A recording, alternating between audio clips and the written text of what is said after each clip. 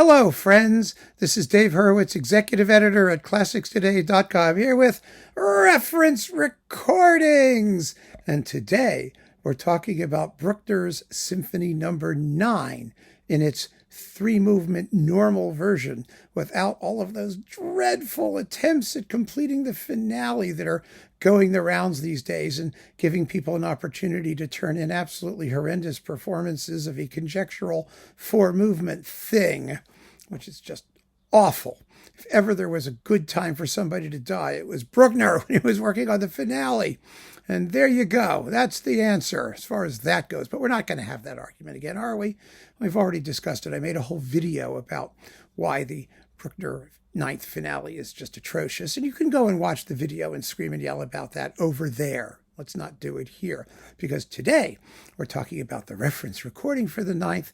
And it's a fairly easy call for reasons which we've discussed in connection with other versions that have the same reasons, other works. And it is Herbert von Karajan in the Berlin Philharmonic, his second recording, the one from 1974. There's an early one from the 1960s, which is also excellent, by the way. They're both terrific. But the 1970s one was the one, because he did it in conjunction with his formal complete Bruckner symphony cycle, or mostly complete, because it's Bruckner, and the word complete and Bruckner should never be used in the same sentence, I suppose, right? Anyway, this is this giant Karajan Symphony edition box here where I have it because it's like convenient to keep it that way. But, you know, the Bruckner 9th had, by the time this was done in the 1970s, had really quite a few recordings out. I mean, there were, you know, a couple by Joachim, and there was that famous one with Zubin Mehta and the Vienna Philharmonic, which is really terrific, and everybody admired it. But there was no way that was going to become the reference recording because Zubin Mehta was not Karajan. You know, Karajan was the general music director of Europe at that point. And because of that, his recordings were the ones that everybody simply pushed. I mean, they were the ones that got marketed and sold, and they came out, and Richard Osborne and Gramophone would genuflect, you know, obsequiously and say it was the greatest thing that had ever existed, ever. And the musical lemmings would go out and mindlessly purchase these recordings because of who they were, not because of what they were.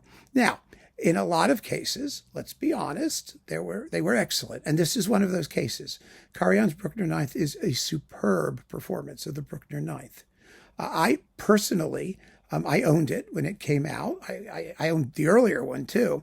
And my favorites were Joachim on EMI, which I just think is the most savage and thrilling Bruckner 9th anybody ever did, and the Haitink Concertgebouw, first one, not the digital one, which I think had some of the most beautiful playing and recording. But this one I admired too. I mean, they were all competitive. They were all very, very good. So there's no question that this it doesn't disgrace the work or, you know, like I said, the lemming-like intelligence of listeners. I mean, they were consumers, and consumers bought names. And we sneer at it now. It's very snobby of me to call them lemmings. It's really not fair, is it?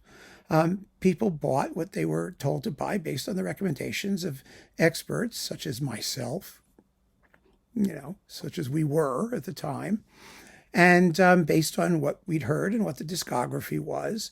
And so Karajan was just the name. It's the same reason that he's the reference for like Tchaikovsky symphonies and other things like that at the period. It's because he was doing them. And every decade he redid them just about. Some of the major ones anyway, you know, the big name symphonies, Beethoven cycles and whatnot. And so that's what got the push, and that's what people recognized, and that's what people talked about. And that was the reference. It didn't have to be the one we liked the most. It didn't have to be the one that we think was the best. It was the one that was the most talked about and the most frequently recommended and the most frequently purchased. And I just love this box because it has a quotation from Karajan, which I could really go to town on. But I'm going to just read it to you and try and hold back because it's just so juicy. Karajan writes, "The main thing about these great masterpieces is that you can never say of them contemptuously, quote, Well, it's always the same old thing, unquote. They become younger and younger every day, and the more you play them, the more you know you can never get to the bottom of them, unquote. Oh, yes, indeed. I'm holding back. Oh, it's coming out. I can't help it. And we can safely say that Karajan never did get to the bottom of them, did he? God. He just opened himself up for that one. I'm sorry I couldn't resist. But that doesn't change the fact that when you're talking about Bruckner Nights and beautiful playing and beautiful sonics, nicely recorded, and you know, with that nobility of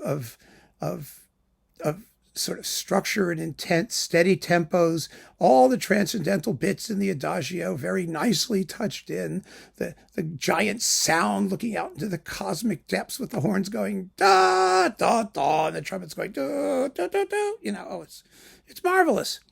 First-rate performance, absolutely first-rate performance, and the recording of reference, because Karajan was in the 70s, was not to be gainsaid in almost anything he touched.